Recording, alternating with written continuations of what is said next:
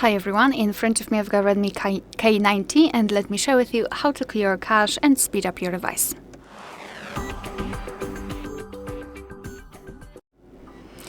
So let's begin with opening the settings, and here we have to scroll and find the apps.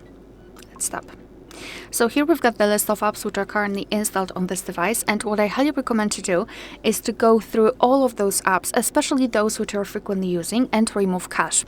Cache are junk files which are saved by your device, but they are not necessary for the proper usage of the app. Moreover, they occupy the memory.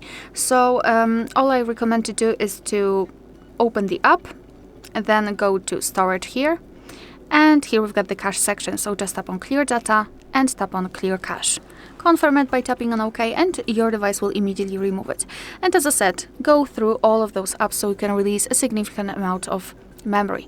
Moreover, if you wish to speed up your device, you can also use security or cleaner. If you cannot find the cleaner, no worries, because it is included in security.